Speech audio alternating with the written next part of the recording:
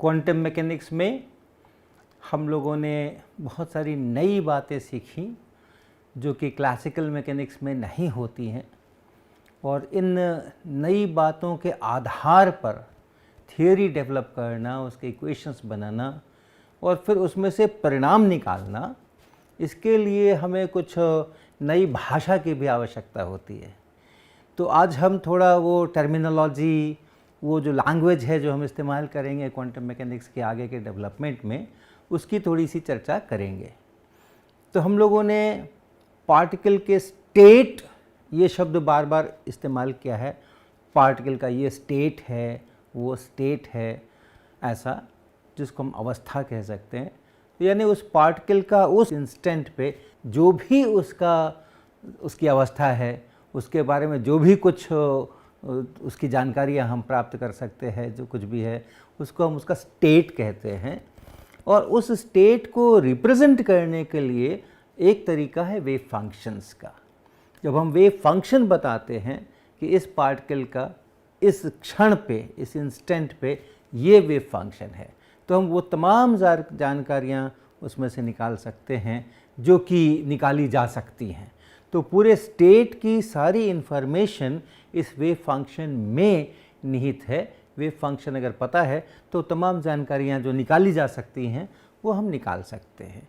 तो wave function उस state का एक रिप्रेजेंटेशन है, उसको एक निरूपित करने का एक ज़रिया है। तो ऐसा हम लोग वेव फंक्शन के बारे में समझते हैं। स्टेट में और वेव फंक्शन में थोड़ा फ़र्क है। स्टेट उसका एक्चुअल स्टेट है और उसका डिस्क्रिप्शन ये वेव फंक्शन से हमें मिलता है। लेकिन बहुत बार हम लोग वेव फंक्शन दे दिया तो स्टेट दे दिया, तो उसको आपस में इंटरचेंजेबली भी यूज़ करते हैं। तो ये जो वेव फंक्शंस हैं, किसी खास पार्टिकल का किसी खास परिस्थिति में एक इंस्टेंट पर जो वेव फंक्शंस हैं, वो बहुत तरह तरह के वेव फंक्शंस हो सकते हैं, क्योंकि पार्टिकल के अलग अलग अवस्थाएं हो सकती हैं, अलग अलग उसमें वेरिएशंस हो सकते हैं। तो ये सारे जो पॉसिबल वेव फंक्शंस हैं, उन सारे पॉसिबल वेव फंक्शंस को मिला करके जो सेट बना, जो ग्रुप बना, उसको हम लोग कहते हैं स्टेट स्पेस। तो स्टेट हो गया और सभी स्टेट्स को मिला करके हमने बना दिया, सभी पॉसिबल स्टेट्स को हमने मिला दिया, तो उसको हम कहते हैं स्टेट स्पेस। और स्टेट को हम रिप्रेजेंट करते हैं वेव फंक्शन के द्वारा, एक फंक्शन के द्वारा, एक जो x का फंक्शन है उसके द्वारा हम स्टेट को रिप्रेजेंट करते हैं। और ऐसे जितने प्रकार के वेव फंक्शंस पॉसिबल हैं इस पार्टिकल के लिए, जितने प्रकार के अलग अलग किस्म के वेव फंक्शन संभव हैं, उन सारे वेव फंक्शंस को अगर एक साथ हम इकट्ठा कर दें एक जगह पे, तो वो हमारा ये जो वेव फंक्शन का जो स्टेट स्पेस है उसका रिप्रेजेंटेशन हो गया। इसको आप चाहो तो कह सकते हो वेव फंक्शन का ये स्पेस हो गया। और ये जो वेव फंक्शंस का सारा कॉम्बिनेशन है, psi1x, ये सब अलग अलग फंक्शंस हैं, x के अलग अलग फंक्शंस हैं। ये सब जो फंक्शंस हैं इनको मिला करके हम ये वेव फंक्शन का स्पेस बोल रहे हैं। इस वेव फंक्शन के स्पेस में और जो हम वेक्टर्स करते हैं 3 डायमेंशंस में, उन वेक्टर्स में कुछ कुछ चीज़ें हैं जो वही टर्मिनोलॉजी वेक्टर स्पेस वाली हम लोग यहाँ पर भी लेकर के आते हैं। और गणित में vector space, linear vector space, इस नाम की भी एक चीज़ होती है, लीनियर वेक्टर स्पेस।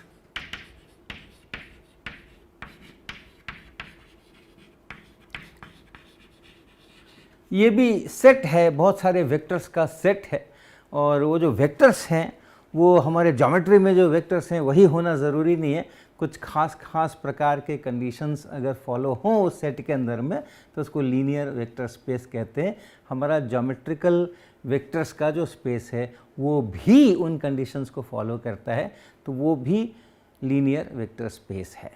तो ये जो वेव फंक्शंस का सेट है, पॉसिबल वेव फंक्शंस का सेट है किसी पार्टिकल के लिए, वो भी एक लीनियर वेक्टर स्पेस ही बनता है। इसलिए वो टर्मिनोलॉजी जो हम वेक्टर्स के लिए इस्तेमाल करते हैं, वही टर्मिनोलॉजी हम इन फंक्शंस के लिए भी इस्तेमाल कर सकते हैं। तो हम एक सिंबल का उपयोग करेंगे बार बार करेंगे।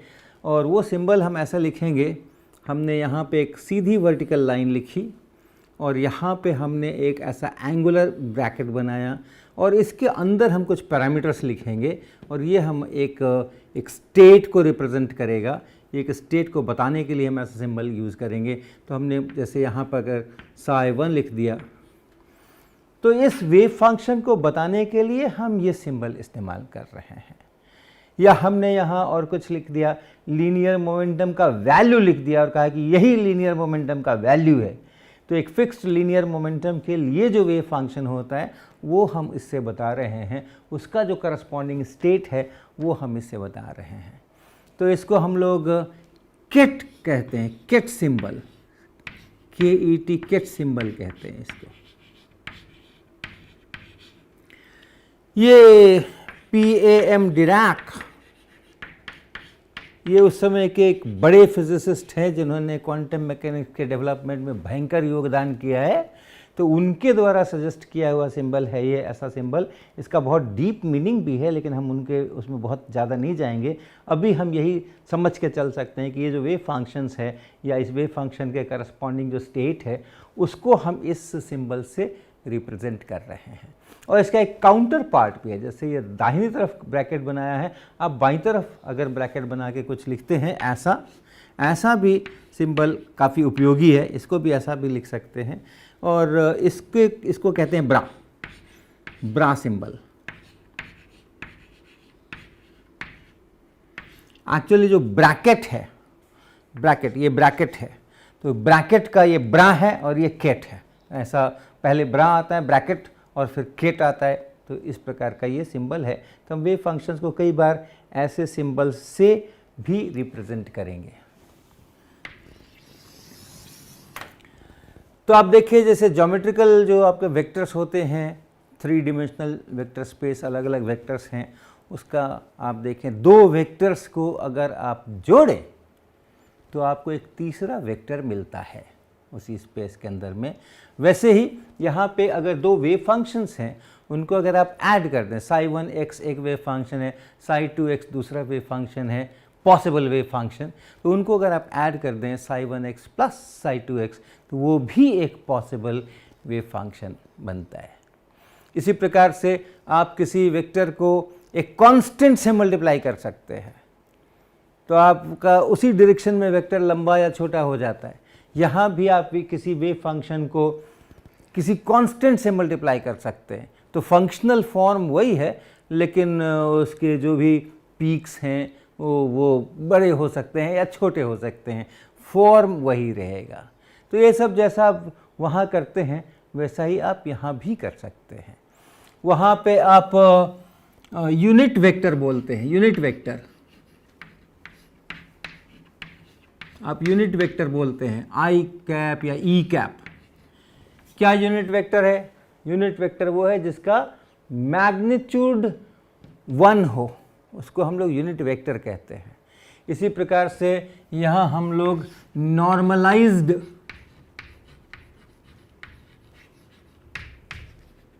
वेव फंक्शन कहते हैं जिसका नॉर्म 1 हो। नॉर्म याद होगा आपको, हमने किसी वेव फंक्शन का नॉर्म कैसे बताया था। अगर कोई वेव फंक्शन है psi x तो psi star x into Sai x into D x, integration कर दीजिए फुल रेंज, जो रेंज है उसका, ये जो है ये इसका स्क्वायर रूट आप ले लीजिए तो उसको हम कहते हैं इसका नॉर्म है ये। तो वो जो नॉर्म अगर 1 हो जाए तो उसको हम लोग नॉर्मलाइज्ड वेव फंक्शन कहते हैं। ये अगर 1 हो जाए तो इसको हम लोग नॉर्मलाइज्ड फंक्शन कहते हैं। इसको आप एक डॉट प्रोडक्ट के रूप में भी सोच सकते हैं। डॉट प्रोडक्ट को पहले देखिए, हमारे पास अगर 2 वेक्टर्स हों a और b, एक a वेक्टर है और एक b वेक्टर है, तो एक ख़ास पद्धति से आप उसका डॉट प्रोडक्ट या स्केलर प्रोडक्ट डिफाइन करते हैं। स्केलर प्रोडक्ट जो एक नंबर होता है, 2 वेक्टर्स हैं लेकिन जब आप उसका स्केलर प्रोडक्ट करते हैं तो वो एक नंबर निकल करके आता है। जैसा भी वेक्टर्स, अगर ज्योमेट्रिकल वेक्टर्स है तो फिर हम उसको a का मैग्नीट्यूड, बी का मैग्नीट्यूड और कॉस थीटा ऐसा करके कुछ लिखते हैं।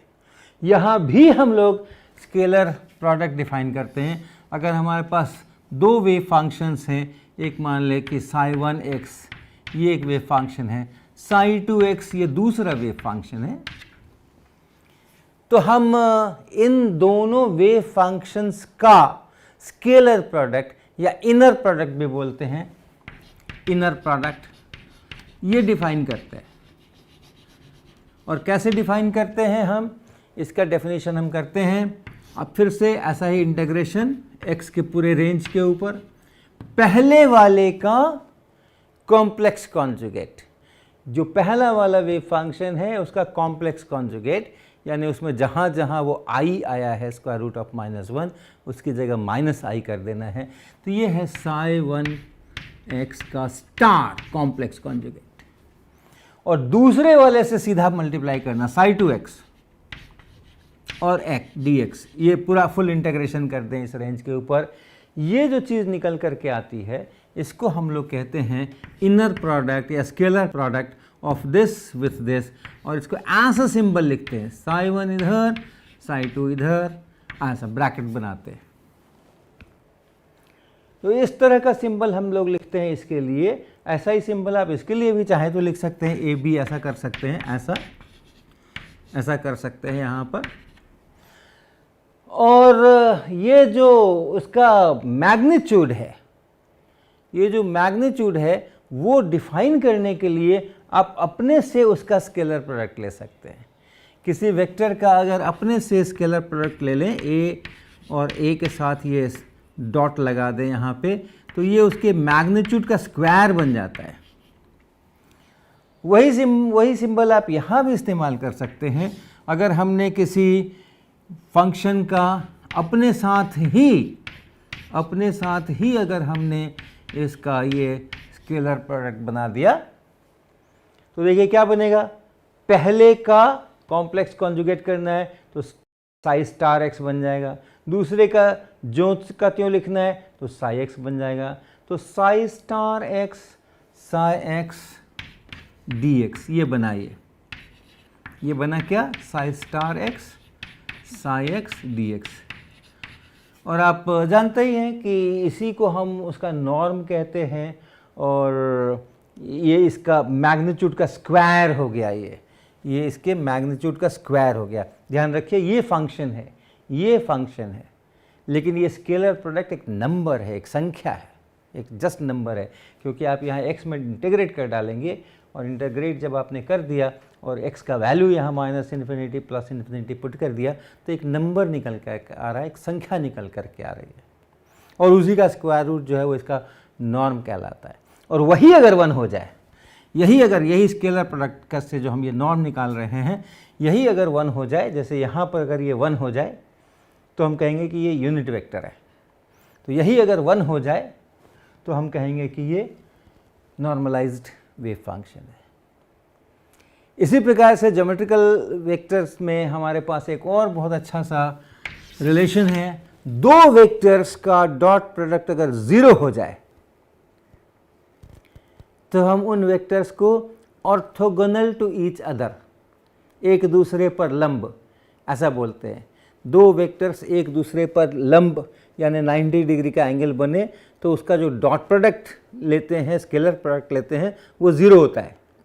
हम इसको पलट के बोल रहे हैं कि अगर यहाँ किसी दो वेक्टर्स का अगर हम डॉट प्रोडक्ट कर रहे हैं और वो डॉट प्रोडक्ट अगर 0 हो जाए तो इसका मतलब है कि A एंड B ये जो हैं एक दूसरे पर लंब हैं, एक दूसरे पे परपेंडिकुलर हैं, आर ऑर्थोगोनल, उसको ऑर्थोगोनल भी कहते हैं, orthogonal to each other,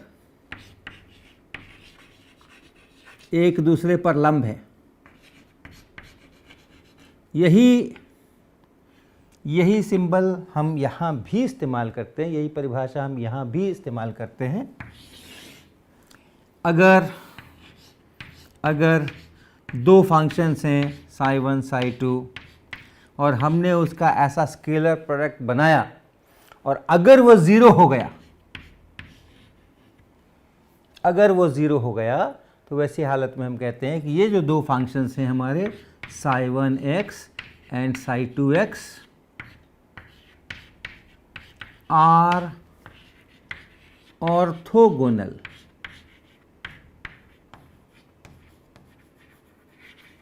to each other.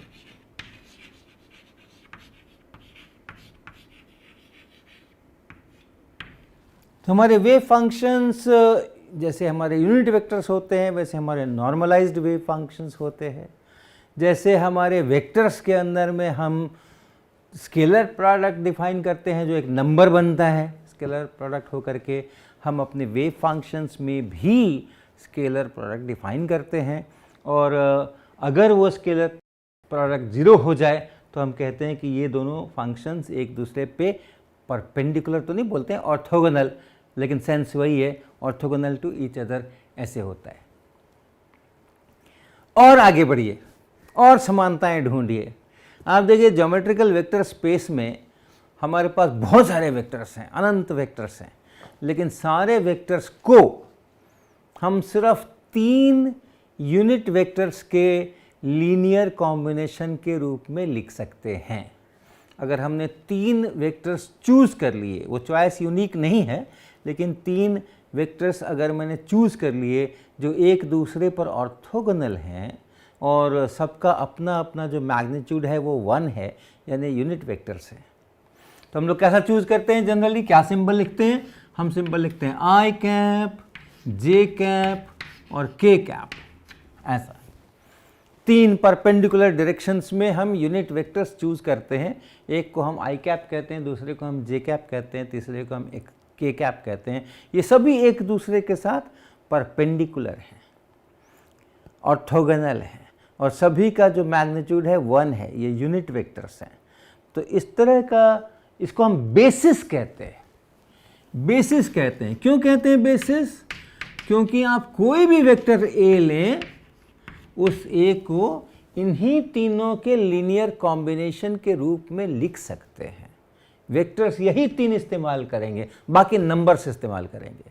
तो आप किसी भी वेक्टर को लिख सकते हैं। एक नंबर जिसको आप ए एक्स बोलते हैं, आई कैप, दूसरा नंबर जिसको आप ए वाई बोलते हैं, जे कैप, तीसरा नंबर जिसको आप ए जेड बोलते हैं, के कैप।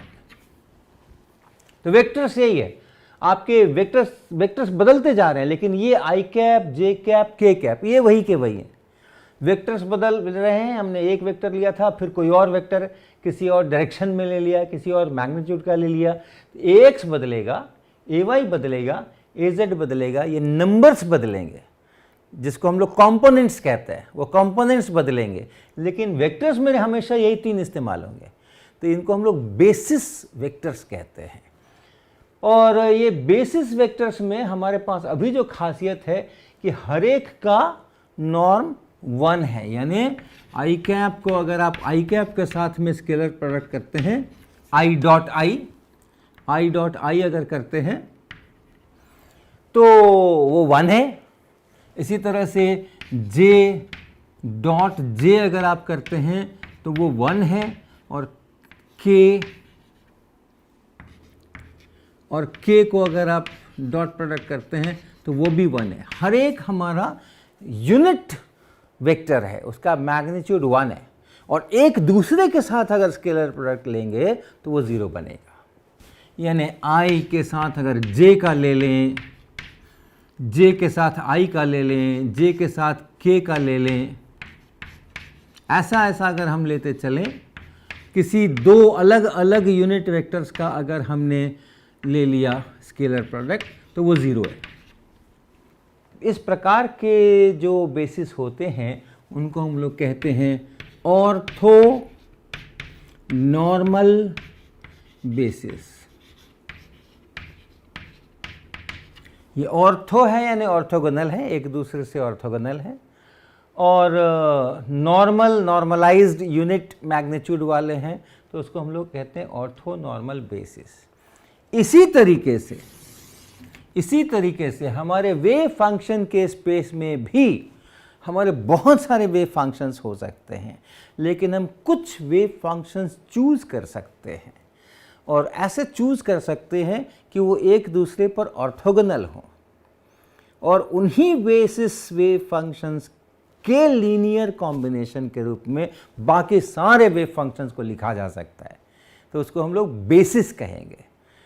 तो यहाँ पर भी वही चीज़ हो गई। मान ले हमने चूज़ किया कोई phi1, phi2, phi3, इस तरह से, ये सब हमारे बेसिस फंक्शंस हैं, ये सब हमारे बेसिस स्टेट्स हैं, कुछ खास खास हमने चूज़ किए हैं। और जैसे यहाँ हमने आई कैप, जे कैप, के कैप चूज़ किया, वैसे हमने ये चूज़ किए हैं। और कैसा चूज़ किए हैं हमने कि अगर हमने phi1 और phi1 का अपने से स्केलर प्रोडक्ट ले लिया तो ये 1 हो गया। इसी तरह phi2 का अपने से ले लिया, phi3 का अपने से ले लिया तो 1 हो गया। और एक दूसरे से ले लिया, कहीं phi1 phi2 कर दिया तो वो 0 हो गया। इस प्रकार का अगर हमने बेसिस चूज कर लिया तो इसको हम लोग ऑर्थोनॉर्मल बेसिस कहेंगे। और कोई भी फंक्शन अगर साई है तो उस साई को हम लोग ऐसे लिख सकते हैं, कॉम्बिनेशन कर सकते हैं, सी आई और यहाँ पे फाई आई। ऐसे हो सकता है, हर बार नहीं होगा ऐसा, लेकिन ऐसा हो भी सकता है कि हमें इस तरह के फंक्शंस मिल जाएं अपने स्टेट स्पेस में, हमें इस तरह के फंक्शंस मिल जाएं कि कोई भी दूसरा फंक्शन आप मुझे दें तो उसको हम इन्हीं फंक्शंस के लीनियर कॉम्बिनेशन के रूप में लिख सकें। c1 into phi1, c2 into phi2, जैसे यहाँ ax इंटू आई कैप, ay इंटू जे कैप, az इंटू के कैप। उसी तरीके से यहाँ c1 into phi1, c2 into phi2, c3 into phi3, इस प्रकार से हम इसको लिख सकें। तो ये हमारा 3 डायमेंशनल स्पेस कहलाता है। क्यों? क्योंकि 3 बेसिस वेक्टर से पूरा काम हो जाता है। क्वांटम मैकेनिक्स में अक्सर हमारा जो स्टेट स्पेस होता है उसमें ऐसा बेसिस मिलता तो है, लेकिन फिर वो 3, 4, 10 नहीं होके इन्फिनिटी भी हो सकता है। तो इसलिए इसको हम लोग कहेंगे इन्फिनिट डिमेंशनल।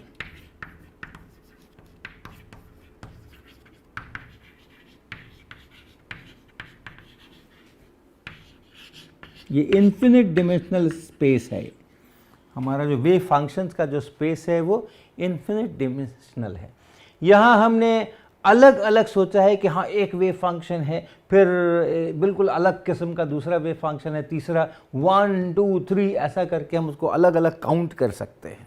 ये काउंट इन्फिनिटी तक जाएगा, लेकिन फिर भी सेपरेट है, ये है, ये है, ये है, ये है, ऐसा हम काउंट कर सकते हैं।